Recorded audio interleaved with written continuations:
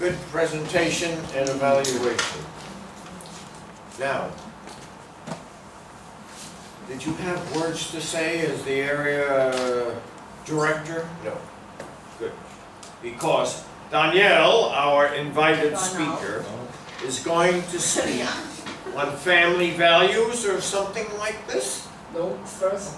Say again? Stress. Stress!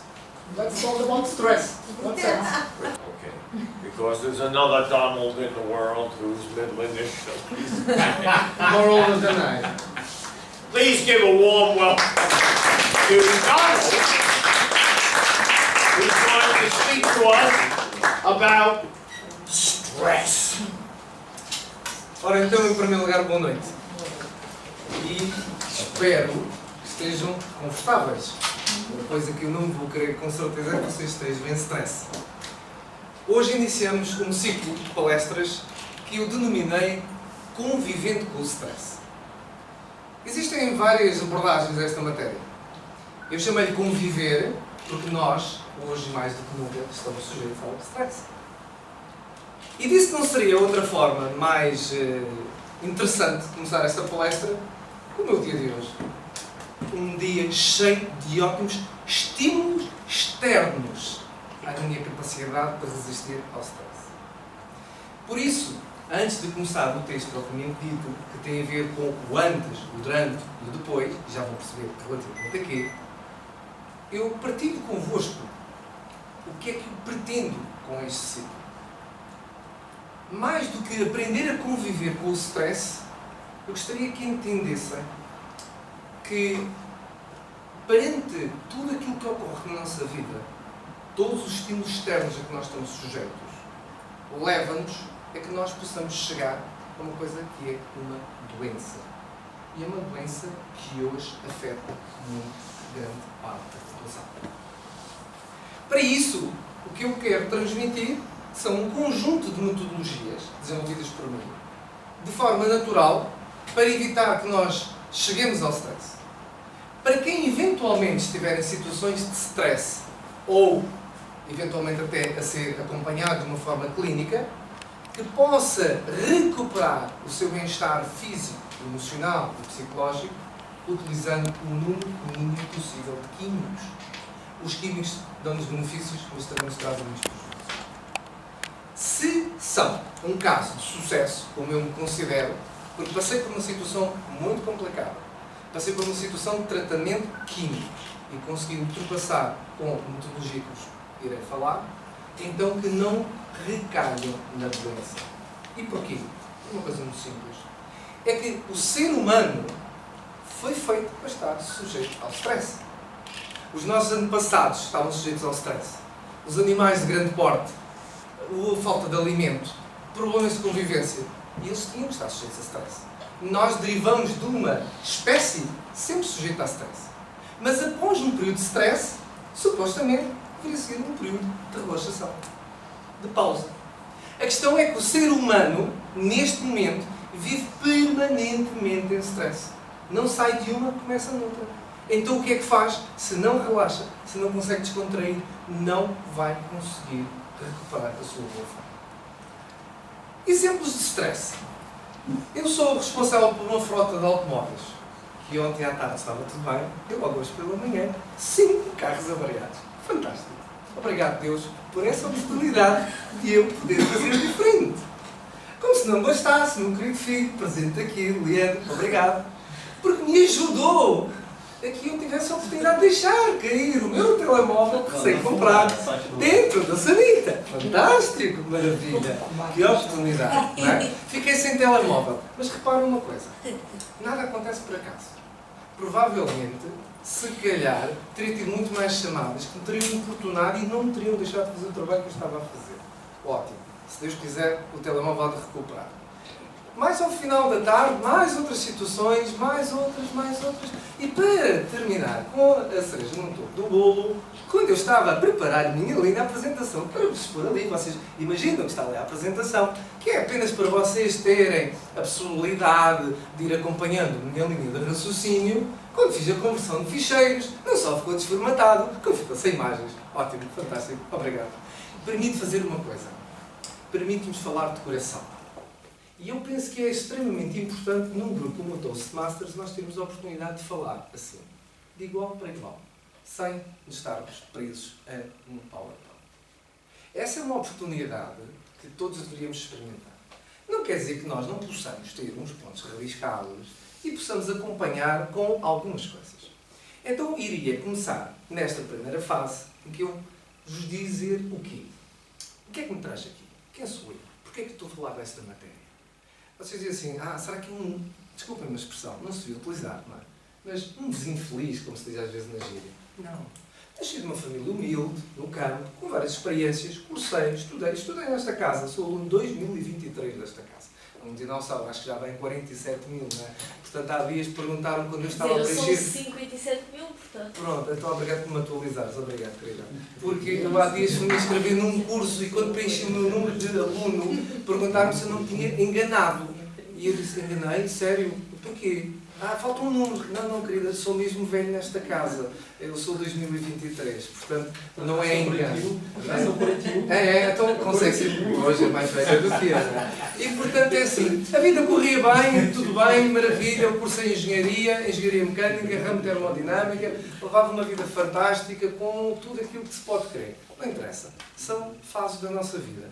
E a determinada altura da minha vida, eu e a minha rica esposa decidimos montar uma empresa. Tínhamos um dente pequenito, montámos uma empresa, de uma empresa montámos duas, eu já era funcionário público, fomos juntando mais uma série de coisas, não era corrida atrás do dinheiro, era vontade de ser diferente, de ter o seu próprio posto de trabalho, de gerar posto de trabalho, um tanto ou quanto por aí. E a verdade é que tudo isto acumulou-se numa série de circunstâncias. E reparem, aquilo que eu chamo o antes é que opções? E reparem, eu não vos vou falar em razões. Opções é uma tomada de consciência. Que opções me levaram a chegar à doença? O que é que eu fiz, ou o que é que eu decidi fazer para chegar à doença? Reparem, nós trabalhamos horas a mais, descansamos horas de menos, alimentamos muitas vezes mal, não pela qualidade, mas às vezes pela quantidade, ou pelo nível de nutrientes que estamos a ingerir. Nós prescindimos de uma série de coisas. Em detrimento do quê? Em detrimento, muitas vezes, de dinheiro, de prestígio e outras coisas. E o que é que isso nos leva? Leva-nos a entrar num estado em que o nosso corpo físico começa a estar desabilitado.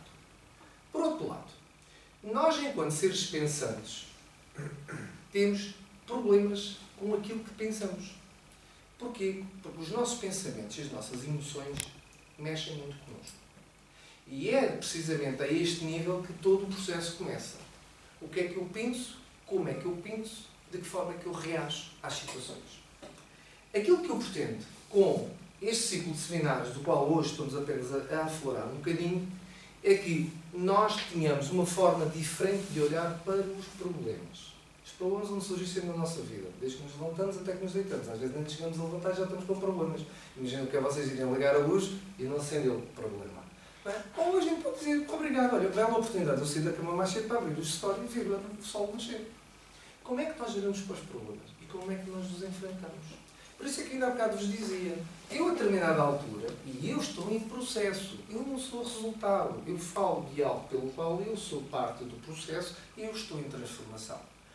Porquê? Porque nós, perante estes estímulos externos, perante estes acontecimentos que ocorreram durante o dia de hoje, também tive o meu pico, a minha happy hour.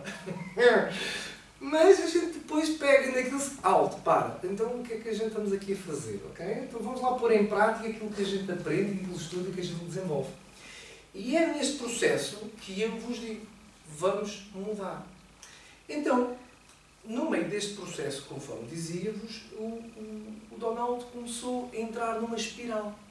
Uma espiral que não lhe dava tempo nem de descansar, nem de conviver, nem de estar com os filhos.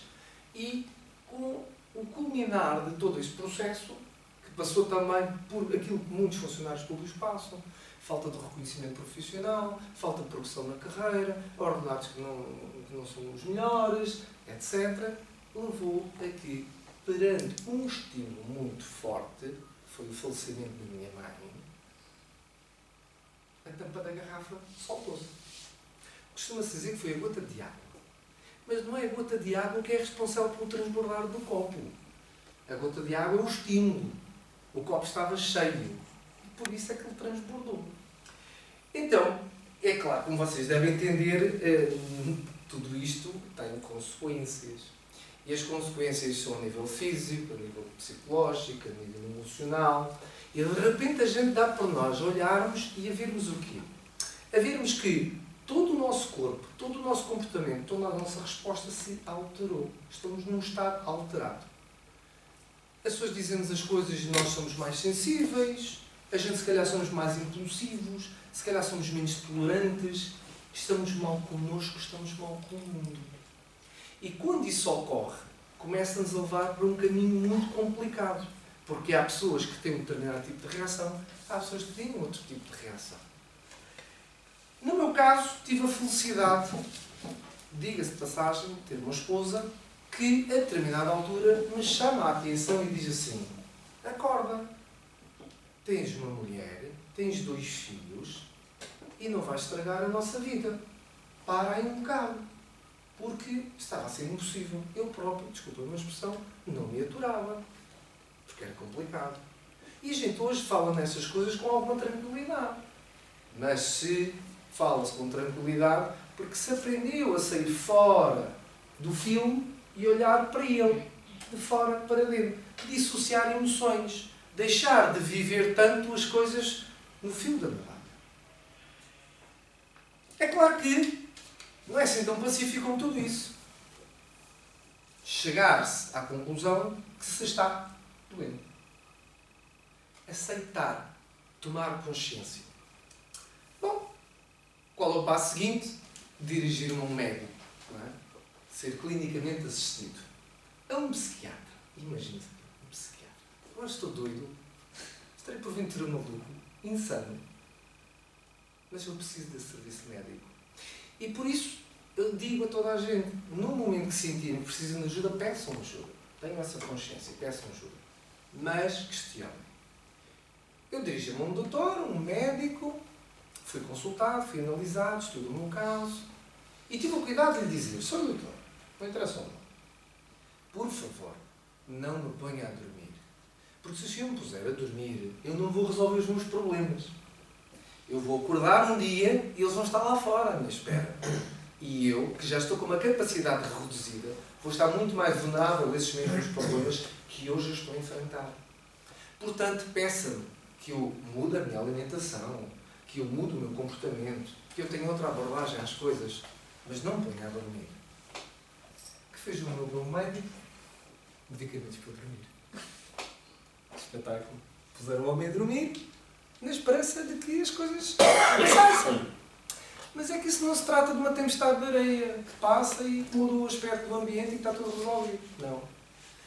Então o que acontece? Eu, que era muito firme nas minhas convicções, que sempre gostei desta área, sempre estudei desenvolvimento pessoal, nutrição, etc., disse: não, por aqui não vamos lá.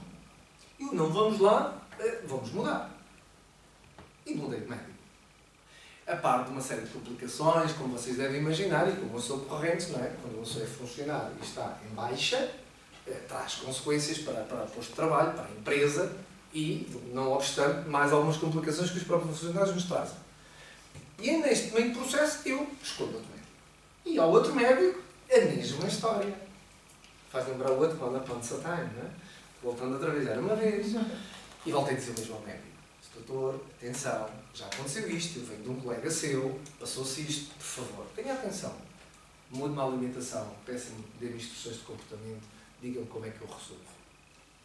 E sabem que a verdade é esta: estar-se doente na área psicológica é complicado. É complicado perante o trabalho. Não temos a mesma capacidade de resposta. E principalmente quando se está em serviço de muito stress, de muita exigência. Eu diria que hoje em dia toda a gente está em trabalho de stress, não é? Porque até o repositor da estante que está lá fora de horas, se calhar alguém que está a contar, quando é um keep timer, aí a contar se ele leva muito tempo ou não a repor lá os vasos, ou o que é que seja que ele esteja a pôr nas prateleiras. Se calhar até o contabilista que antigamente dizia-se que era um senhor, não é? Hoje em dia é o dia 10, é o dia 20, é o dia 30, não sei quantos. Ou o engenheiro mecânico que tem o equipamento que entrou em paragem e que tem que ser reposto. Toda a gente está em stress. Pior é que toda a gente está em stress, mas não há espaço para fazer pausas. Eu li um livro uma vez chamado Parar, do David Kuntz. E ele fala muito em pausas, paragens, intervalos que nós devíamos dar a nós mesmos. Não o fazemos. Também perante a família é complicado. As pessoas que mais nos amam, as pessoas que nos rodeiam, são aquelas que em primeira instância sofrem connosco. Não podem sofrer por nós, como é óbvio, mas sofrem connosco. Se a gente não está bem, aqueles que nos rodeiam, aqueles que nos amam, também não estão bem. E nós não conseguimos dar a resposta efetiva. Provavelmente até fazemos patetices que não deveríamos fazer, ou não temos a capacidade de reconhecer o quanto nos amam e nos ajudam e nos querem bem. Ou então, acontece também pessoas que ficam completamente apáticas. É como se nada se passasse. Ou pessoas que cometem determinado tipo de atos e que depois são irreversíveis. Para que isso não aconteça, há que tomar consciência. Nós deixamos de ter lazer, nós deixamos de ter convívio, nós perdemos a vontade para estar com ou fazer o que é que quer que seja. É claro que há exceções. Eu fui uma exceção. Mas sei pessoas que não tiveram a mesma sorte, ou o mesmo empenho, ou o mesmo desempenho. E a verdade é que aquilo que mais me custou em consciência foi perceber as alterações no meu corpo e na minha mente. E é tomando essa consciência das alterações, de ver que eu estou completamente deformado fisicamente. Eu tenho pena de não trazer o PowerPoint para vocês verem fotografias minhas e vocês dizem que eu não é um Donald. É assim, fruto dos medicamentos. O facto de a gente sentir que a cabeça não responde quando a gente quer. É a mesma coisa que vocês estarem no meio de uma ultrapassagem, quererem pisar no pedal do acelerador e o carro não dá mais. E vocês têm essa necessidade de ver lá um de frente. E a gente quer responder e não consegue. E quanto mais vocês pisam no pedal, mais tensos ficam e a resposta é a mesma. Quanto mais nós pressionamos a mente e ela não está capaz de dar resposta, acontece isso. Então, no meio disto tudo, para mim, aquilo que eu chamo de a inquietação, o ponto de viragem, ocorre com um episódio pessoal, na nossa casa, em que eu não tenho propriamente consciência do que estava a fazer, eu estava na brincadeira com o meu filho, mas sem querer estava a handball, e a minha esposa chama-me a atenção de uma forma muito intensa, muito calorosa, e aquilo chocou, aquilo rasgou por dentro. Porquê? Porque mesmo que nós estejamos num estado psíquico e emocional alterado, não deixamos de amar. E é nesse momento que se dá a grande viragem. Eu digo, eu não quero mais isto. Isto não é vida para mim. 12 comprimidos por dia, aos 40 anos. Uma vida toda arrasada. Continuando a trabalhar 22 horas por dia. Essa é que é a questão. Porque eu, quando dizia ao médico que não dava, não dava. Eu cheguei ao ponto que cheguei porque eram 7 dias por semana, 22 horas por dia. Eu não ia ver os meus filhos iam-me ver a mim. Eu não ia ter com comida, a comida devia ter comigo. E, como é que diga? Comia. E comia, ainda comia. Dormir é que não quase não dormia.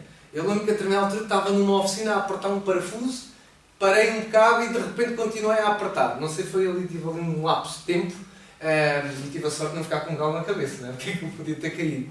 Porquê? Porque eu costumava dizer, liga ao gerador de emergência. Mas a gente vai abusando e depois paga a fatura. A empresa não entrou em falência, mas a saúde sim. Então, no meio deste processo, eu tive de tomar essa consciência e, acima de tudo, levantaram-se sérias dúvidas. Quando eu vou ter com o médico, vejo as análises e começo a perceber que as coisas não batem certo. Determinado conjunto de indicadores, que um deveria agir de uma maneira, deveria agir de outra, não agia nada uma coisa com a outra, estavam todos divorciados uns dos outros. Eu disse, valha-me Deus, não pode ser. Há aqui qualquer coisa que não bate certo. Como engenheiro, eu disse assim, espera aí, isto não há de ser mais complicado, e sempre gostei muito de medicina, não segui medicina por outras razões, minha querida mãe sem querer que eu o fizesse, então, vou descarregar enciclopédias médicas e vou ler sobre as dopaminas, e as adrenalinas, as endorfinas, e as oxicitinas, e as fenetaminas, e mais uma coisa acabada em meninas. E comecei a ler. E a conclusão que eu cheguei é que ao longo de 4 anos que estava envolvido em tratamentos e coisas parecidas, o meu corpo estava todo formal, eu estava a gastar comprimidos a 40 euros a caixa, não estava melhor, pelo contrário. Então vamos acabar com isto. Fiz aquilo que diga toda a gente para não fazer. Lá está o outro. Faz aquilo que eu mando e como é que é? Faz aquilo que eu digo, mas não faço aquilo que eu faço. Não fiz de uma forma depurada. Não, pelo contrário. Pensei, ponderei e um dia a minha esposa ficou a saber que eu, de um dia para o outro, deixei os 12 comprimidos. Foi uma decisão muito forte, muito consciente. Mas apoiada em 2 ou 3 decisões minhas, que eu disse, eu vou experimentar fazer isto. Essa é a base das medidas que eu depois falo. A base assenta em 4 pontos principais. Tem a ver com a alimentação, tem a ver com o lazer, tem a ver com terapia e tem a ver com comportamento. E aquilo que eu fiz foi, eu não quero isto para mim, eu tenho dúvidas. Desafio que eu vos lanço, qualquer que seja a situação da vossa vida, questionem. Questionem. Não tomem por certo aquilo que vos dizem. Busquem segundas opiniões. Leiam, inteirem-se. Questionem. Porque nós aprendemos a fazer isso, mas a determinada altura esquecemos. E esquecemos principalmente de nós. Abdicamos daquilo que é a nossa vida. Então, eu disse assim, Ana, eu vou durante 3 meses fazer uma experiência. Eu contei sempre com o apoio da minha esposa. E ela disse-me, tu tens consciência do que vais fazer este ano? Eu não vou dizer ao médico, eu vou tomar esta regra, eu vou fazê-lo. E assentei a minha mudança em leitura, em música, em nutrição, em exercício físico e a mudança do meu desenvolvimento pessoal. Posso dizer que a leitura não foi a leitura de livros de desenvolvimento pessoal. A leitura que eu revi foi uma leitura de fantástico, uma coisa que eu nunca tinha feito. Tinha uma sobrinha que tinha lançado uma tríade, A Estrela de Nárnia, da Susana Almeida, passa a publicidade, e estive a ler uma coisa que decidi fazer uma coisa diferente. Permitir-me ler coisas de divertido. Não aquilo que eu estava habituado, à técnica, ao desenvolvimento, às teorias. A teoria estava farto, precisava de prática.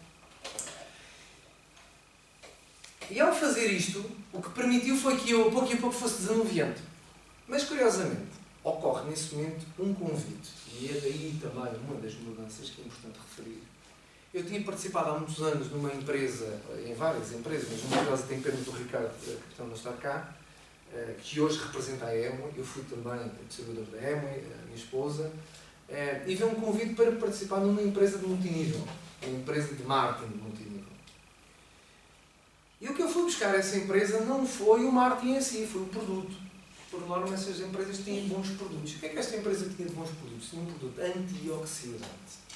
E eu tinha lido que os antioxidantes eram fundamentais para o meu sistema nervoso, para o meu sistema imune.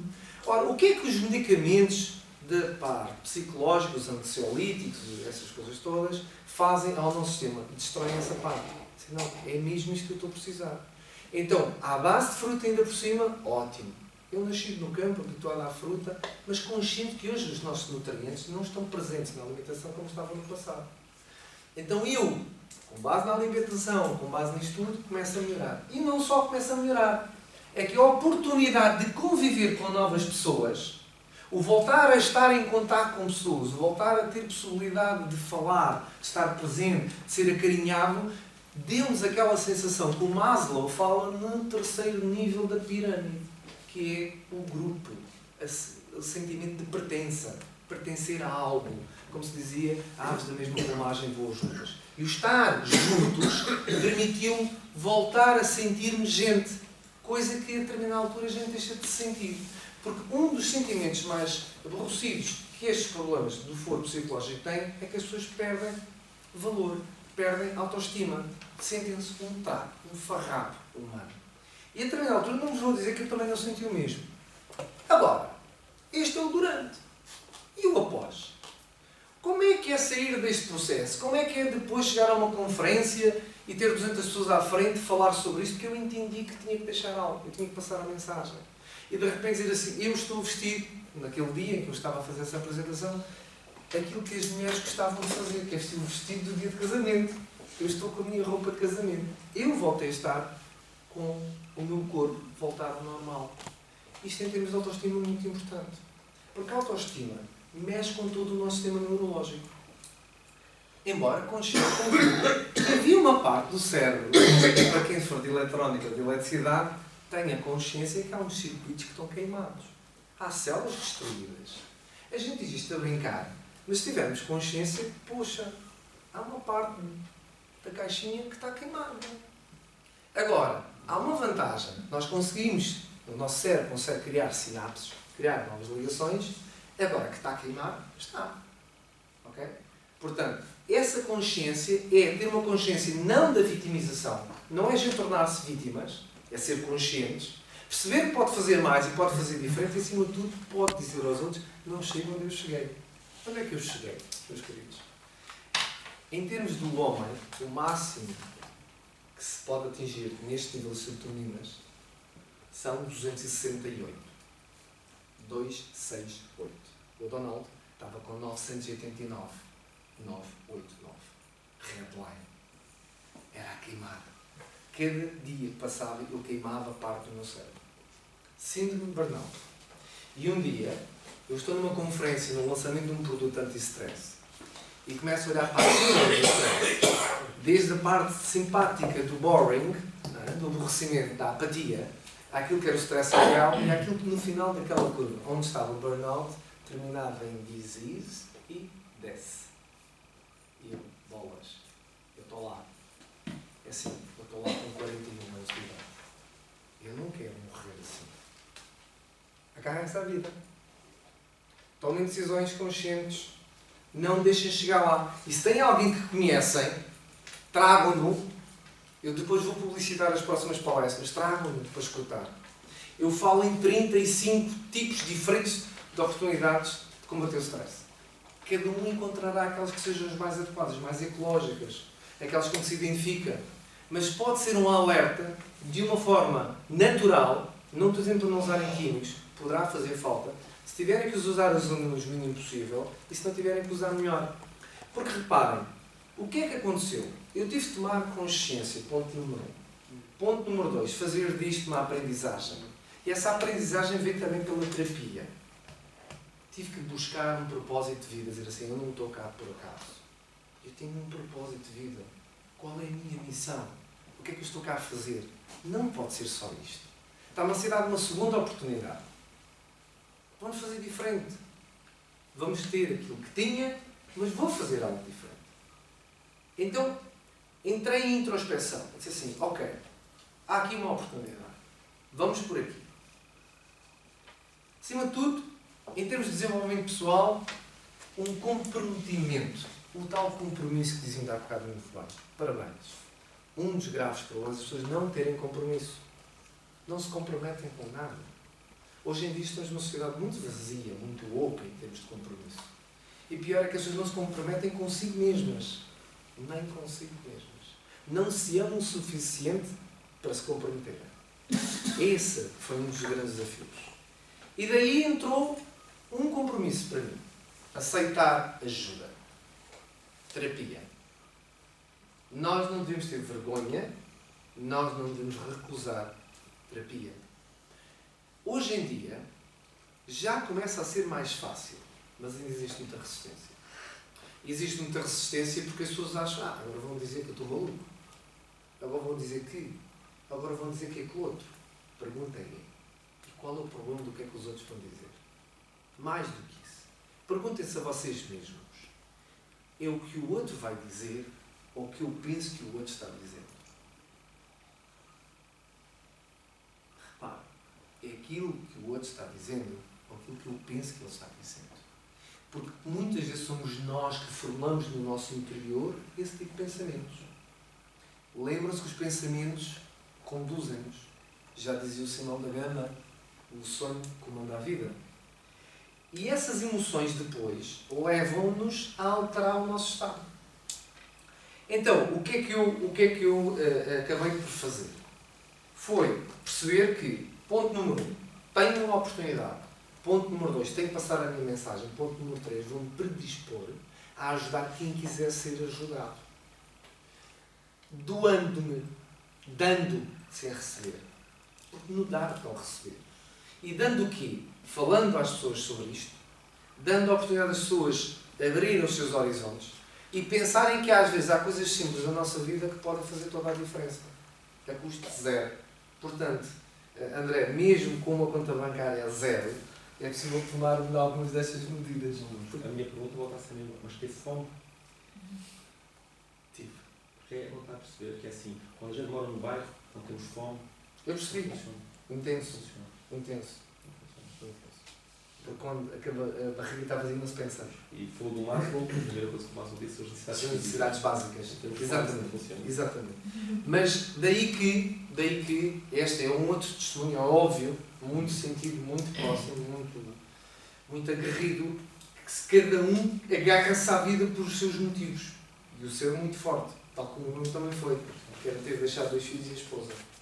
Porque de certo modo a gente percebe que para cumprir com essas bases nós temos que ter. E o dinheiro serve só para isso. Mas não podemos ir do outro lado. Então eu desenvolvi um modelo que assenta nessas 4 bases, que eu vou passar muito rapidamente para não vos tomar. Na alimentação eu falo em nutrição, eu falo em suplementação e falo em hidratação, principalmente. Em lazer, 2 exemplos de férias, viagens, passeios, hobbies. Os hobbies podem ser os que vocês quiserem, desde a jardinagem, à costura, à pintura, música, dança, canto, desporto e exercício físico, yoga, rir, sono, repouso, pausas, leitura, sexo. Vocês no sexo é uma das minhas áreas de trabalho em terapia. Libertam as mulheres no mínimo 5 tipos de hormonas. E os homens outros 5, só que 3 é que são comuns. Onde é que se aprende essa profissão? Eu faço terapias nessa área e é curioso que as pessoas muitas vezes em Portugal ainda não existe um pouco por aí, por isso eu tenho a denominação de terapeuta familiar e sexual, porque a área sexual é uma parte da família, é fundamental para o homem, é fundamental para o ser humano e é o melhor medicamento que você pode tomar para uma depressão. É o melhor relaxante. Agora, as pessoas muitas vezes, exatamente, não, diz muito bem, José, muito bem. A ocicitina é um dos hormônios. A dopamina, a adrenalina, todas as coisas, essas inas que são positivas, não as que não são positivas, estão presentes naquilo que é o estado prazeroso do ser humano. E reparem uma coisa, se o homem e se a mulher não fossem concebidos para ter sexo, não vinham com esse acessório. Está bem? Portanto, está lá para usar. Agora, eu quando trato dessa matéria, trato daqui para cima. Portanto, podem estar tranquilos. Daqui para baixo não interessa. Daqui para cima. Eu digo daqui para cima, sabe porquê? Porque isto é o nível do coração. Porque eu podia só tratá-lo daqui para cima, que é a cabeça. Porque se a cabeça funcionar, o resto funciona. Se a cabeça não funcionar, o resto não funciona. E às vezes nem tem a ver com o funcionar na verdadeira acessão da palavra, mas a forma como nós pensamos. Lá voltamos à história dos pensamentos. Também falo em meditação. O exemplo de vários tipos de meditação, entre os quais o Mindfulness, que a Gina também desenvolve, que eu também fui aluno do Dr. Bonança e que está para um curso a ser promovido a ser tempo, e estar em família. Estar em família, brincar com a família, brincar com os filhos, é um exercício, é bem-estar, é natureza, tudo isso. Nas terapias falo em aromaterapia, cromoterapia, massagens, homeoterapia, terapias florais, acupuntura, energias, psicoterapia, hipnoterapia, termas e outras coisas do género. Okay? Portanto, há todo um conjunto de coisas em que cada um se poderá rever que seja melhor para si ou não. E depois, obviamente, ao nível do comportamento, falo muito na aceitação, no desenvolvimento pessoal, na mudança positiva e na organização. Hoje temos todo um conjunto de coisas que nós precisamos fazer em termos comportamentais para conseguir chegar lá. Ou seja, em tom de conclusão, o que é que nós temos? Nós temos que tomar consciência. Ponto número 1. Tomem consciência. Aquilo que eu vos diria é assim, sejam capazes, com que se fosse possível, separar o vosso corpo físico do vosso corpo energético, separem-se, olhem para vocês e digam assim, nesta fase da minha vida eu estou aonde? Estou a fazer o quê? O que é que eu estou a fazer com a minha vida? Depois questionar tudo. Essa é outra questão. Questionem. Não tenham problemas de questionar. Mas porquê? Vocês lembram-se dos pequenitos? Mas porquê? Mas porquê? Mas porquê? Dizia Maria Carrion numa conferência sobre o seguinte: nós, que estamos aqui, mais ou menos quase todos, somos de uma geração em que nós não questionávamos os nossos pais. A maior parte de nós não questionava. Para já porque os pais eram os heróis, segundo que não se questionava, ponto. E da geração agora mais recente questionam tudo, até aquilo que é óbvio. Porquê? E assim a gente aprende. Há dias tive uma pessoa amiga que fazia o seguinte: começou a deitar-se no chão a fazer birra ao pé do filho. O filho ficou muito encabulado porque o pai do adulto está a fazer birra no chão. Pois, mas foi a maneira óbvia que ela encontrou do filho de repente perceber que as figurinhas estavam a fazer. Questiona, não tenham problemas de questionar. Agarrem-se à vida. Sério, agarrem-se à vida. A vida é maravilhosa. Cada dia temos a oportunidade de começar tudo de novo. De fazer melhor, de ser melhor, como pessoa, como marido, como esposa, como amigo, como funcionário. Muito bem. Porque ele tudo. A pessoa diz assim: mas é só uma pecinha. Pois, mas aquela pecinha está numa engrenagem muito grande. E mais, nós em termos energéticos e vibracionais, nós somos um todo. Se nós entendermos como todos um todo, energeticamente, se há um que não está bem, o outro vai estar descompensado. Alguém gosta de estar sentado ao pé de alguém que está de mau humor? Eu não gosto. Alguém gosta de estar sentado ao pé de alguém que está depressivo? Há alguém que já conseguiu deixar de rir ao pé de alguém que solta uma gargalhada estridente? Isto acaba por rir, nem que seja da patetice que a pessoa está a dizer. Embora toda a gente tenha-se chamado a atenção do Zeca de usar determinadas palavras, mas na altura todos riram. Eu também. Essa aqui é a verdade. Claro, salva o pudor da situação e das circunstâncias, temos que ser assim, temos que ter o politicamente correto, mas a verdade é esta. A questão é, ele riu-se, a gente riu-se, reparem, toda a gente riu agora, porque um riu, os outros riram, então é uma questão de energia, é uma questão de nós estarmos bem. E reparem, a partir daí, eu queria terminar com uma coisa muito simples. O problema, salvo raras exceções, para não dizer que é sempre, está dentro de nós. A solução também. A solução também. E por isso eu só deixo este apelo. Não deixem chegar à doença. Não se deixem tomar pelo stress. Ele está ali, convivam com ele. Ok, isto aconteceu. Respira fundo, meditem. Façam o que quiserem. Não se deixem tomar. Não deixem que as más energias, em inglês o trigger, não disparem, porque depois de disparar já não tem volta. Disparou, olha, vocês aguentem-se às consequências, porque o cortisol já inundou a vossa toda a circulação e portanto já não há nada a fazer, vocês vão ter que agir. Respirem, deixem passar, deixem pousar, como se diz, e acima de tudo, percebam que isto não precisa ser complicado. Nós temos um complicómetro por natureza. Vamos desmontar esse acessório, que esse não faz cá falta nenhuma. Vamos ser mais felizes. Mais felizes. Não é ser feliz. Nós já somos felizes. Quando alguém me diz, eu quero ser feliz, então depreendo que não é feliz. Se quer ser, eu considero que eu sou feliz. Quero ser mais feliz. E poder fazer os outros felizes. Bem-aja a todos.